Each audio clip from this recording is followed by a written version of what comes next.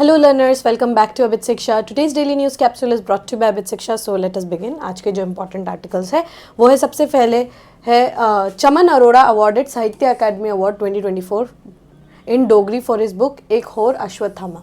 ठीक है, तो साहित्य अकादमी अवार्ड जो इस बार थोड़ा सा कंट्रोवर्शियल भी था, सिर्फ और सिर्फ देवनागरी स्क्रिप्ट में जो है साहित्य अकादमी अवार्ड जो है वो दिया गया है। सो वो हम लोगों को देखना होगा। ठीक है, सेकेंड इज रिगार्डिंग दी डिपोर्टीज, जो कि यूएस जो है मास डिपोर्टेशन कर रहा है, to it be it in Mexico, in Guatemala या फिर कोलंबिया या फिर इंडिया हो, वहाँ पे बहुत सारा मास डिपोर्टेशन जो है ये चल रहा है। तो उसके लिए सेकेंड न्यूज़ जो है ये आया है, very important. And third is regarding governor. ठीक है, गवर्नर ने जो है 12 बिल जो है उसको पेंडिंग पे रखा है for 3 years।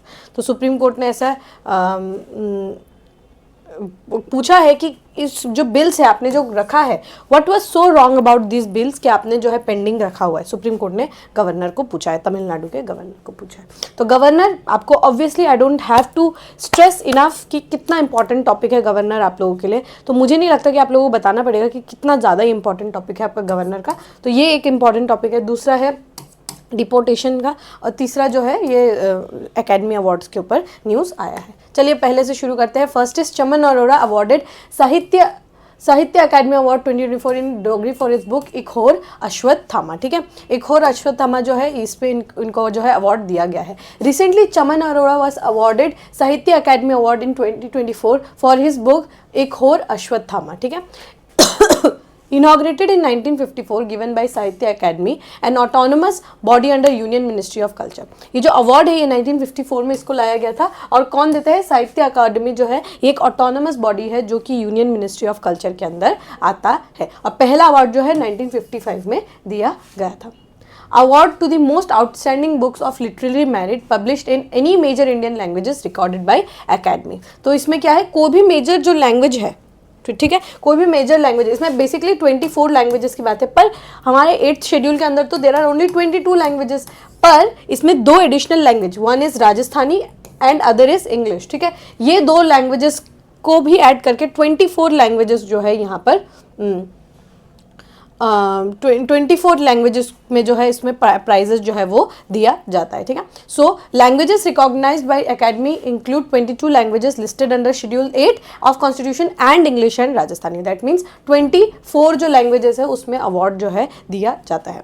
Award is a form of casket containing engraved copper plaque and a payment of 1 lakh rupees. 1 lakh रुपए दिया जाएगा और एक अवार्ड, साहित्य अकादमी अवार्ड का एक अवार्ड जो है दिया जाता है। सो इस बार बस आपको इतना याद रखना है, 24 लैंग्वेजेस में दिया जाता है। 22 लैंग्वेजेस जो हमारे कॉन्स्टिट्यूशन ऑफ इंडिया में 8th शेड्यूल में है, एंड बाकी 2 language, one is Rajasthani and one is English. ये 2 है, 24 लैंग्वेजेस है। 24 लैंग्वेजेस में इसको अवार्ड जो है दिया जाता है। एंड अदर थिंग इज कि चमन अरोड़ा जी को इस बार का दिया जा रहा है आपका साहित्य अकादमी अवार्ड। एंड बुक का नाम क्या है? एक Hor Ashwatthama. Very very important. ठीक है, आप लोगों को मतलब मैं ये बुक्स जो है, आप लोगों को ऑब्वियसली पता होगा कि बुक्स के ऊपर क्वेश्चंस जो है पूछा जाता है। जैसे इस बार का जो टेट का भी पेपर हुआ उसमें भी आपको पूछा गया था अबाउट बुकर प्राइज। इसीलिए हम जो बुक्स का जो भी अवार्ड्स है या फिर लिटरेरी जो भी ऑनर्स है वो तो हमें पढ़ना इज़ वेरी वेरी इंपॉर्टेंट। ठीक है, सो ये टॉपिक इंपॉर्टेंट था आप लोगों के एग्जाम के लिए। Next news is centre plays down US handling of deportees. ठीक है, तो जो यूएस में जो भी हो रहा है ना, मास डिपोर्टेशन हो रहा है, उसमें वीडियोस जो इमर्ज हुआ है, उसमें वीडियोस में क्या दिखाया जा रहा है कि जो डिपोर्टीज है उनके पाँव को वो चेन डाउन करके और हाथों को भी चेन डाउन करके उनको बिल्कुल लाइन में लगा के जो है जो चेन्स में बांध के उनको बहुत मिसट्रीट करके उनको यूएस से भेजा जा रहा है। B it in US, B it in Mexico, Canada, कहीं पे भी भेजा जा रहा है, इंडिया में भी, तो वहाँ पे बहुत पुअर ट्रीटमेंट जो है वो किया जा रहा है। लेकिन हमारा सेंटर जो है उसने बहुत ज़्यादा प्ले डाउन किया है, मतलब ऐसा बोला है, मतलब वहाँ वो लोग वो जो है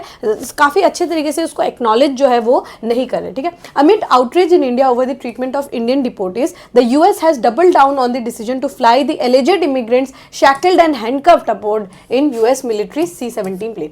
यूएस का जो एक मिलिट्री प्लेन है C-17 वो आया है आपके अमृतसर में जो है वो लैंड हुआ था। और अमृतसर में जैसे ही लैंड हुआ उसके बाद क्या हुआ है कि बहुत सारे जो डिपोटीज है उनको इंडिया में वापस लाया गया है। This is the first time a military plane has been used for such a flight according to the officials and has been expressively ordered by US president Donald Trump. Donald Trump ने पहली बार, मतलब 2019 से ही जो है बहुत सारे deportation जो हो रहे हैं, पर उनको कमर्शियल फ्लाइट या ऐसे चार्टर्ड प्लेन में लाया जा रहा है, पर पहली बार जो है इनको एक मिलिट्री प्लेन में जो है वो इनको भेजा जा रहा है। ठीक है, मिलिट्री प्लेन में उनको बिठा के भेजा जा रहा है। तो ये क्या दिखाना चाहते हैं कि how they would double down on the illegal immigrants का जो इशू है उनमें एकदम मतलब स्ट्रॉन्ग आयरन फिस्ट की तरह जो है यहाँ पर यूएस गवर्नमेंट जो है काम कर रही है एंड बहुत लोगों को जो है मास डिपोर्टेशन जो है वो कर रही है।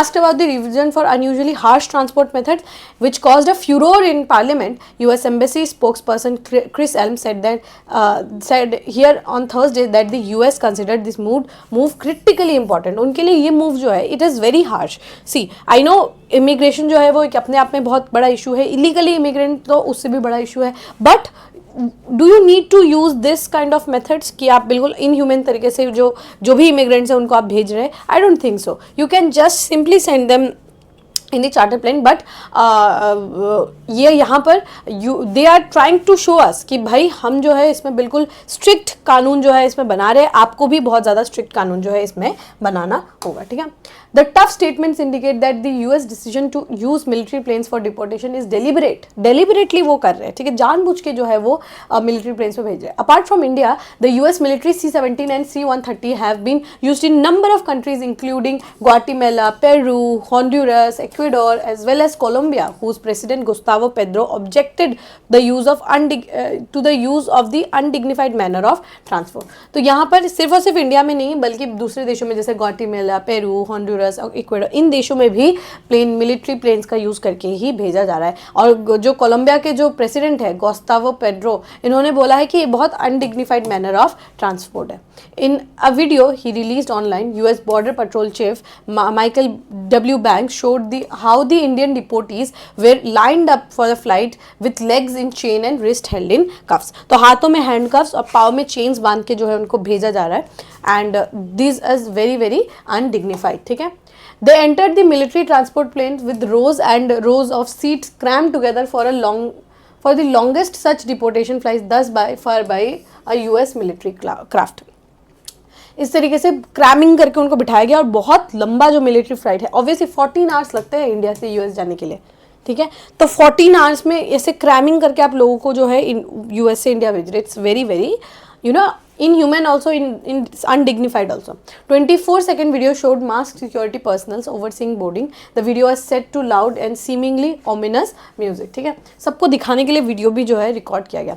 Amid protest from the opposition members over the way undocumented Indian nationals were handcuffed and chained by US while deporting them to India, External Affairs Minister S. Jaishankar on Thursday informed Parliament that the deportation of undocumented migrants was not new development and the use of restraint was a standard operating procedure. So according to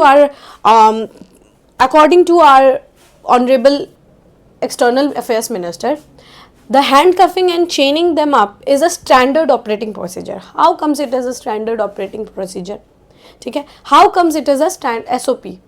And it is very normal. We know that deportation is very normal. Every country should take back their illegal immigrants and it is the right of the country who is hosting those illegal immigrants. They should send them back. But there is some manner, certain degree of dignity is maintained, should be maintained for them to send back those illegal immigrants. But in this case, it is not shown. It is not shown by the US, right? So that is the problem. That is the real issue here in this video.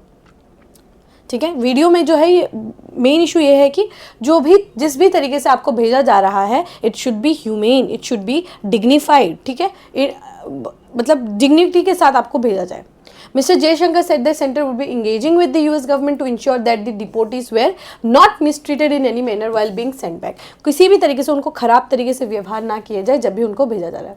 The minister made the statement as both the houses witnessed an uproar over the treatment meted out on 104 illegal immigrants landed in Amritsar on Wednesday on a US military plane. जो जिस तरीके से भी उनको भेजा जा रहा है, उनका जो इतना खराब कंडीशंस में उनको भेजा जा रहा है, उसके लिए भी पूरे पार्लियामेंट में फुरोर मच गया है। ठीक है, अपहीवल जो है वो मच गया है. Speaking in the Rajya Sabha first, mister Jaishankar said that total of 15,756 illegal immigrants had been deported to India since 2009. 2009 से ऑलमोस्ट 16,000 जो है इलीगल इमिग्रेंट्स को यहाँ पर इंडिया में भेजा जा चुका है since 2009.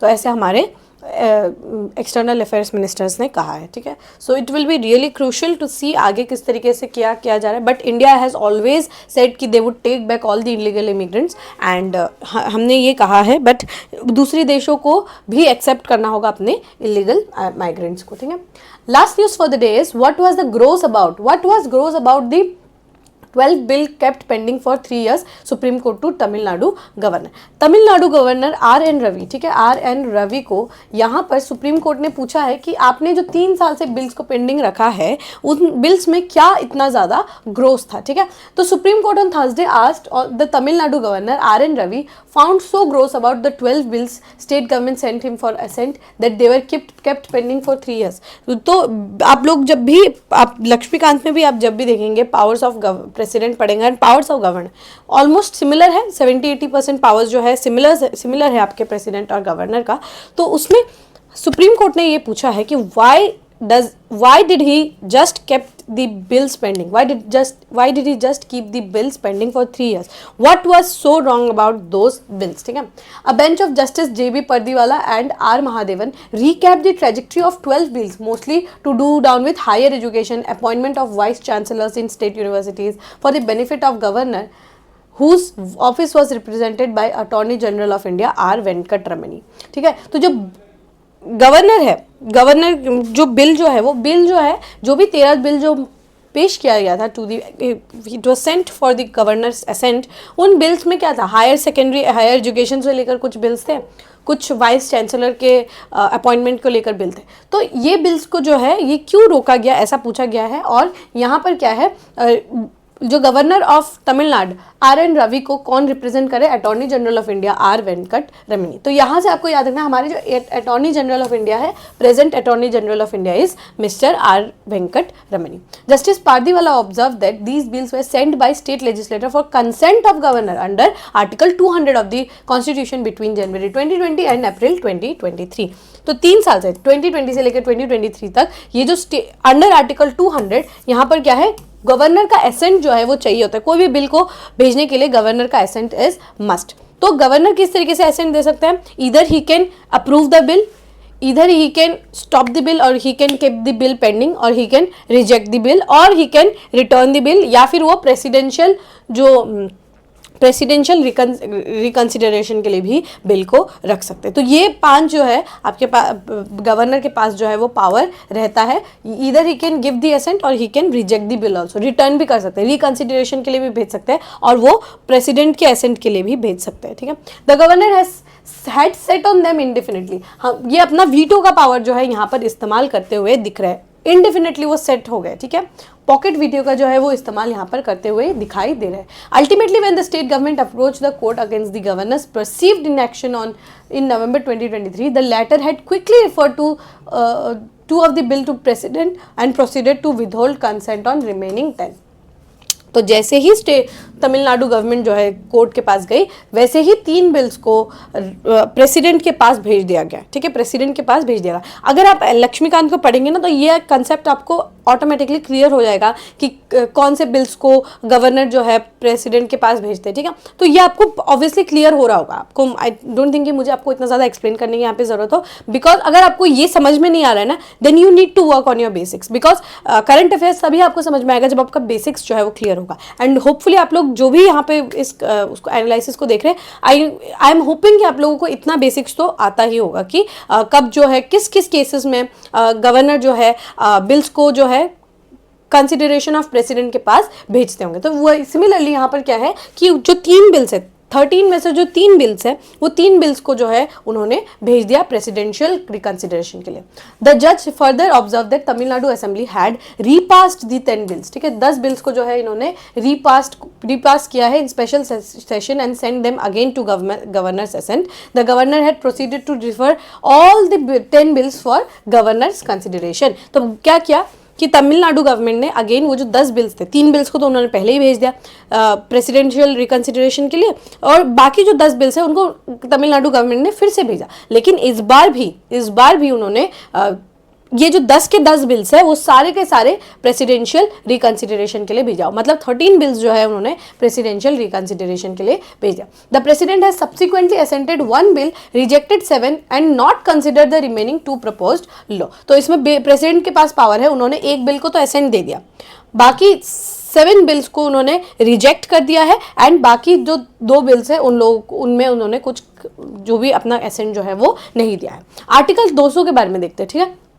Article 200 of Indian Constitution outlines the process of a bill passed by legislative assembly, ठीक है। legislative assembly के पास जो पावर है कि वो बिल को पास करे, to be presented to the governor for assent, who may either give assent, withhold the assent, reserve the bill for the consideration of president। तो इनके पास क्या क्या पावर्स है, इधर governor can pass the bill, you can withhold the assent, रोक सकते हैं, या फिर उसको रिकंसिडरेशन के लिए भेज सकते हैं प्रेसिडेंट के पास। द गवर्नर में also written the bill with a message requesting reconsideration. तो गवर्नर जो है उसको रिटर्न भी करवा सकते हैं कि भाई आप लोग थोड़ा ड्यू डिलीजेंस करिए, फिर से रिकंसिडर करिए और आप फिर से भेजिए, ठीक है।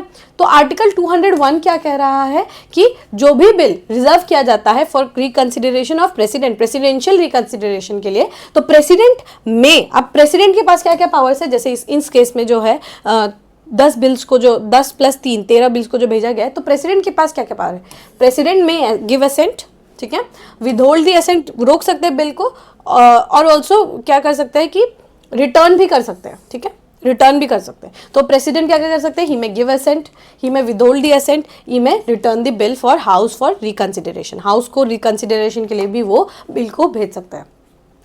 While referring the first provision to the Article 200 of the Constitution, the Supreme Court mandated that governors should not delay over bills sent to them for assent after they had been passed by legislative assembly। Reconsideration के बाद अगर आप भेजें तो आपको ज़्यादा delay नहीं करना चाहिए। They should be returned as soon as possible and not sit over them।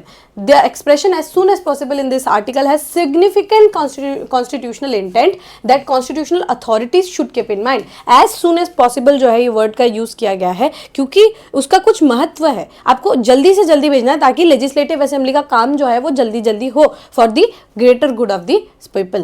Under Article 361 of the Constitution, the governor has complete immunity from court proceedings for any act done in the exercise of their powers। ये बहुत special है, ये article 14 का exception है, ये याद रखिएगा।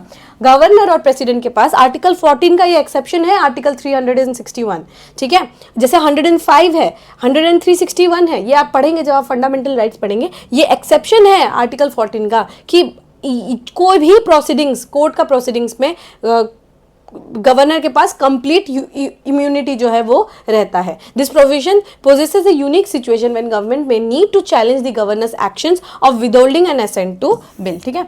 तो ये क्या है कि गवर्नमेंट जो है यहाँ पर कंप्लेन भी नहीं कर सकती बिकॉज गवर्नर के पास बहुत सारा यहाँ पर इम्यूनिटी जो है वो प्रोवाइड किया गया है under article 361।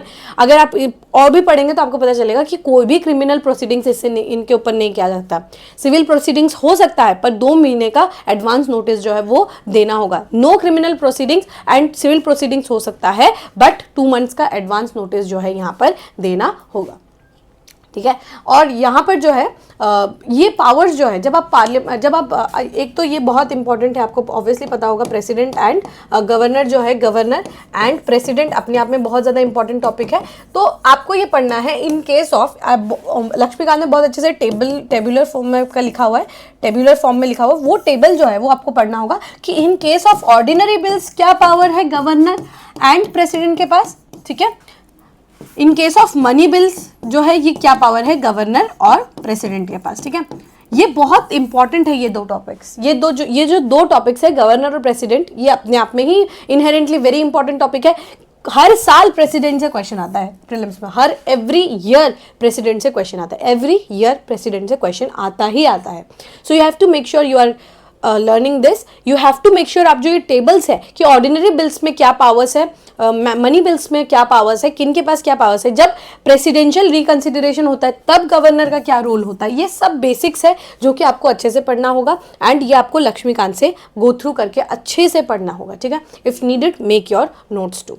Alright, so I think ये टॉपिक जो है आपको समझ में आ गया होगा. जब आप पढ़ेंगे, आपको जब कॉन्सेप्ट्स क्लियर होगा तो ये टॉपिक्स आपको ऑटोमेटिकली और ज़्यादा क्लियरर जो है आप समझ में आएगा, ठीक है. So with this we have come to end of today's daily news discussion. If you have like this discussion, don't forget to give a like and write down in the comment section. We will meet in the next discussion. Till then take care and thank you.